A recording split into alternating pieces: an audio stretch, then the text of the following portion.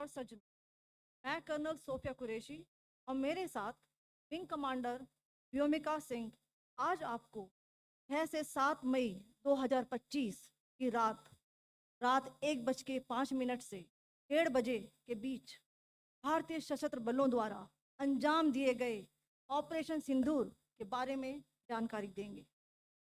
Operation सिंदूर 22 अप्रैल को पहलगाम में हुए विभत्स आतंकवादी हमले के शिकार मासूम नागरिकों व उनके परिवारों को न्याय देने के लिए लॉन्च किया गया था। इस कार्रवाई में 9 टेररिस्ट कैंप्स को टारगेट किया गया और पूरी तरह से इसे बर्बाद किया गया।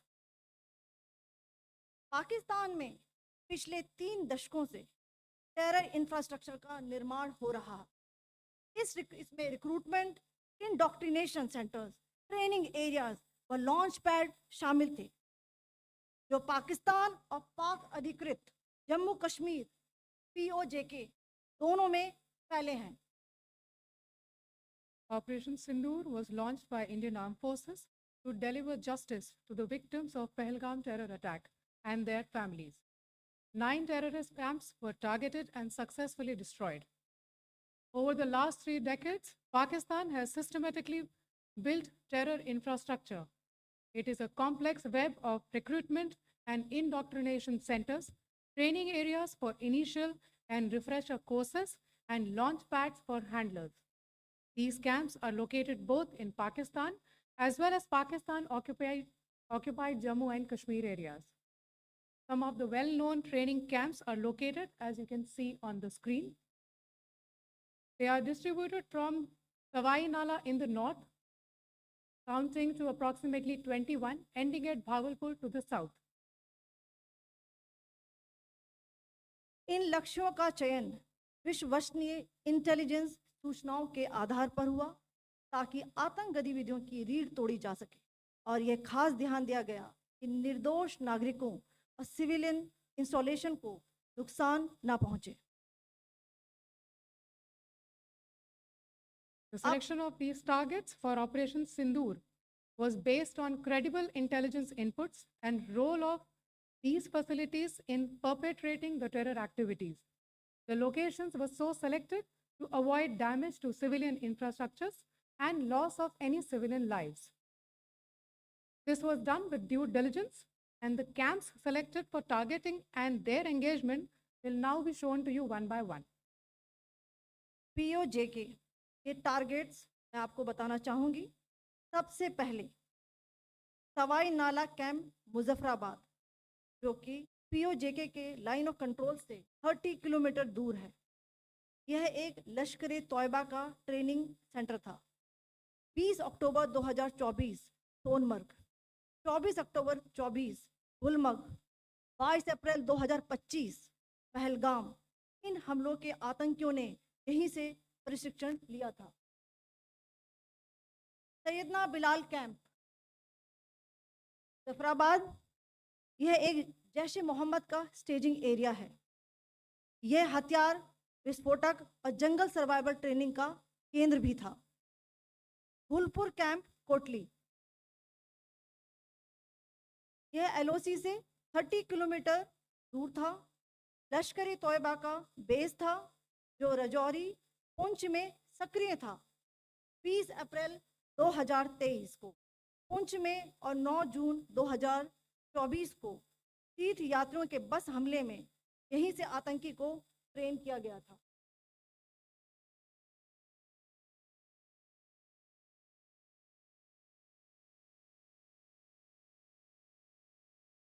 बरनाला कैंप भिंबर, ये LOC से 9 किलोमीटर दूर है।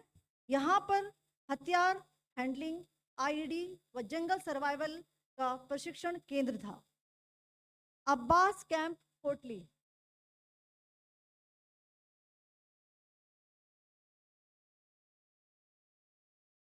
यह LOC से 13 किलोमीटर दूर है।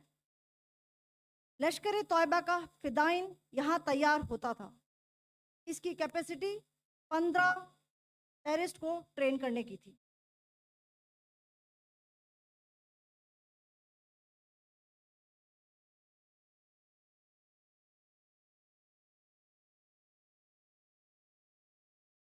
अब मैं पाकिस्तान के अंदर के टारगेट से अवगत कराना चाहूंगी।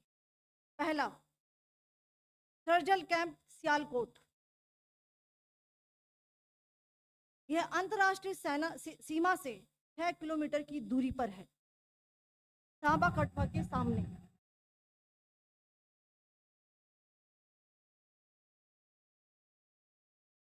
मार्च 2025 में जम्मू एंड कश्मीर पुलिस के 4 जवानों को जो हत्या की गई थी, उन आतंकवादियों को इसी जगह पर ट्रेन किया गया था। दूसरा, महमूना जाया कैंप सियालकोट। यह 18 से 12 किलोमीटर आईबी से दूर था। हिजबुल मुजाहिदीन का बहुत बड़ा कैंप था। ये कठुआ जम्मू क्षेत्र में आतंक फैलाने का नियंत्रण केंद्र था। पठानकोट एयरफोर्स बेस पर किया गया हमला भी ई कैंप से प्लान और डायरेक्ट किया गया था। मरकज ताइबा मुरीद के,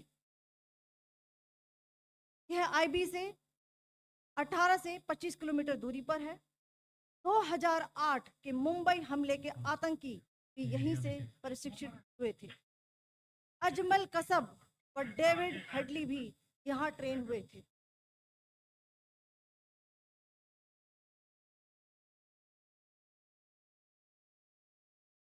आगे दूसरा आया।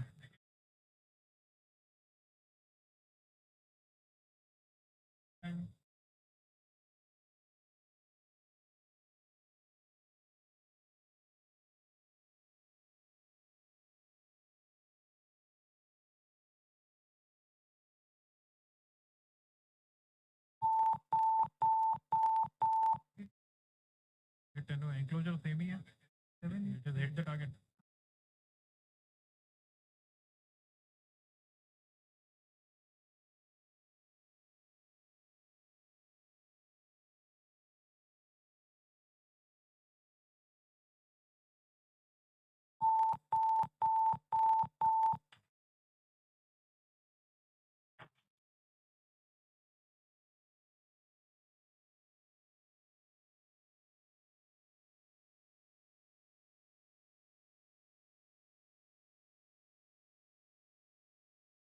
मरकज सुभान अल्लाह भावलपुर, ये इंटरनेशनल बाउंड्री से 100 किलोमीटर दूर है।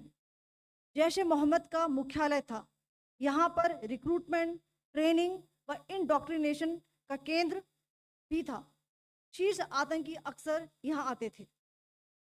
मैं आप सबको बताना चाहती हूँ कि किसी भी सैन्य ठिकाने का निशाना नहीं बनाया गया और अभी तक किसी तरह की नागरिक क्षति की रिपोर्ट नहीं है।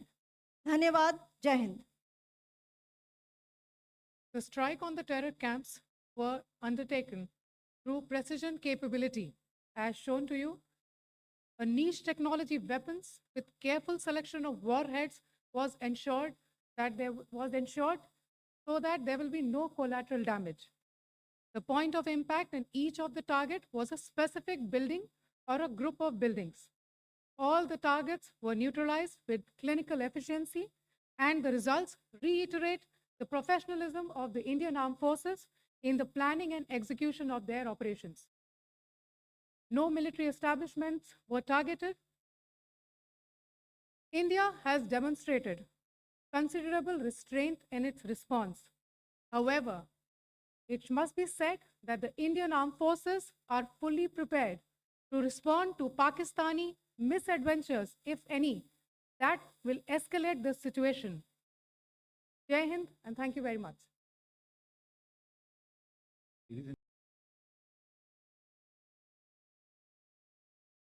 नमस्कार। मीटिंग में शामिल होने के लिए आप सभी का धन्यवाद।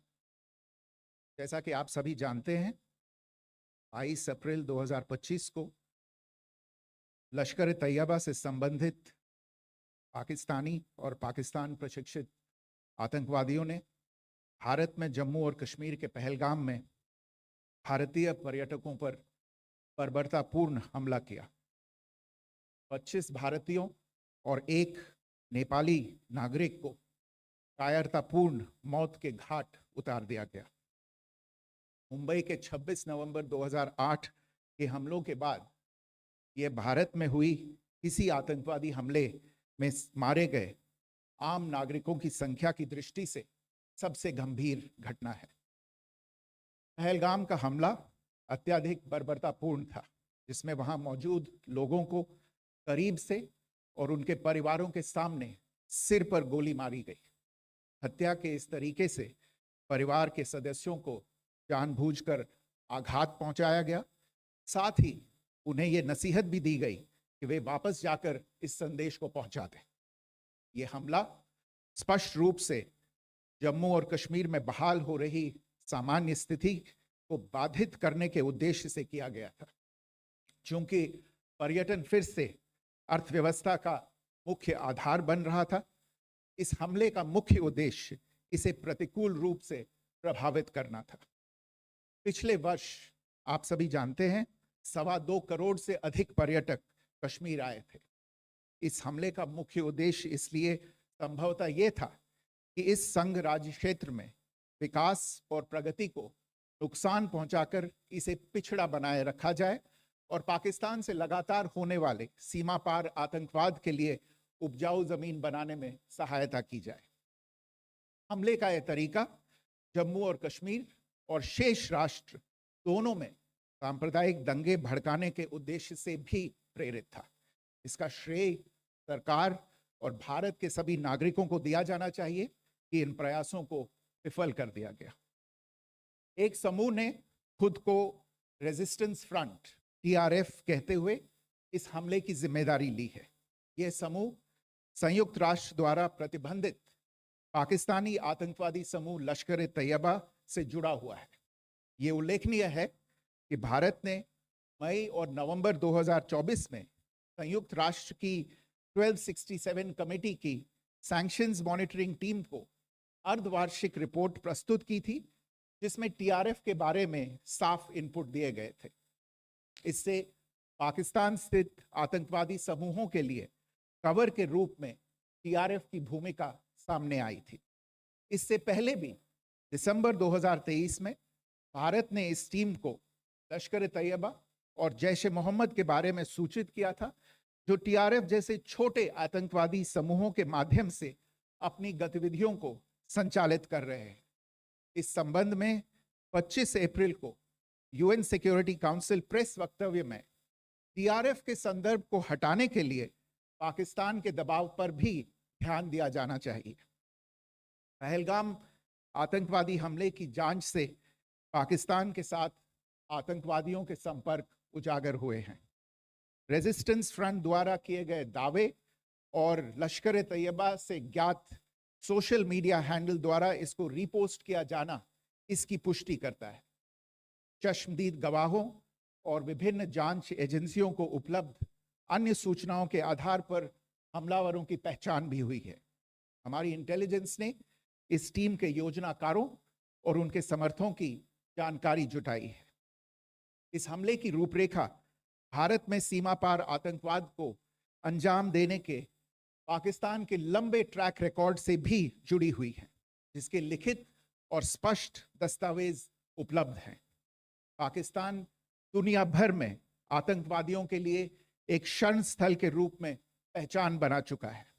यहाँ अंतर्राष्ट्रीय स्तर पर प्रतिबंधित आतंकवादी सजा पाने से बचे रहते हैं। इसके अलावा पाकिस्तान ने इस मुद्दे पर विश्व और फाइनेंशियल एक्शन टास्क फोर्स जैसे अंतर्राष्ट्रीय मंचों को जानबूझकर गुमराह करने के लिए भी जाना जाता है। साजिद मीर का मामला, जिसमें इस आतंकवादी को पाकिस्तान ने मृत घोषित कर दिया था और फिर अंतर्राष्ट्रीय दबाव के परिणाम स्वरूप वो जीवित पाया गया, इसका सबसे स्पष्ट उदाहरण है। ये स्वाभाविक है कि पहलगाम में हुए इस हमले से जम्मू और कश्मीर के साथ साथ भारत के अन्य भागों में भी आक्रोश देखा गया।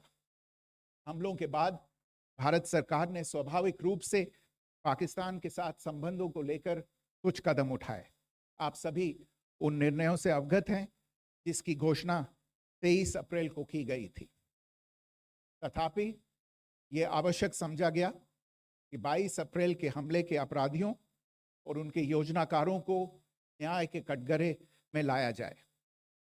हमलों के एक पखवाड़े के बाद भी पाकिस्तान द्वारा अपने क्षेत्र या अपने नियंत्रण वाले क्षेत्रों में आतंकवादियों की इंफ्रास्ट्रक्चर के विरुद्ध कार्यवाही करने के लिए कोई स्पष्ट कदम नहीं उठाया गया है। उल्टे वो इनकार करने और आरोप लगाने में ही लिप्त रहा है। पाकिस्तान आधारित आतंकवादी मॉड्यूल्स पर हमारी खुफिया निगरानी ने संकेत दिया है कि भारत के विरुद्ध आगे भी हमले हो सकते हैं। अतः इनको रोकना और इनसे निपटना दोनों को बेहद आवश्यक समझा गया। आज सुबह, जैसा कि आपको ज्ञात होगा, भारत ने इस तरह के सीमा पार हमलों का जवाब देने और उन्हें रोकने तथा उनका प्रतिरोध करने के अपने अधिकार का प्रयोग किया है। ये कार्यवाही नपीतुली, नॉन एस्केलेटरी, आनुपातिक और जिम्मेदारीपूर्ण है। यह आतंकवाद की इंफ्रास्ट्रक्चर को समाप्त करने और भारत में भेजे जाने वाले संभावित आतंकवादियों को अक्षम बनाने पर केंद्रित है। आपको यह भी स्मरण होगा कि 25 अप्रैल 2025 को संयुक्त राष्ट्र सुरक्षा परिषद ने पहलगाम आतंकवादी हमले पर एक प्रेस वक्तव्य जारी किया था, जिसमें आतंकवाद के इस निंदनीय कार्य के अपराधियों, आयोजकों, फाइनेंसरों और प्रायोजकों को जवाबदेह ठहराने और उन्हें न्याय के दायरे में लाने की आवश्यकता पर जोर दिया गया था। भारत की आज की इस कार्यवाही को इसी संदर्भ में देखा जाना चाहिए। Good morning. Thank you all for joining this briefing.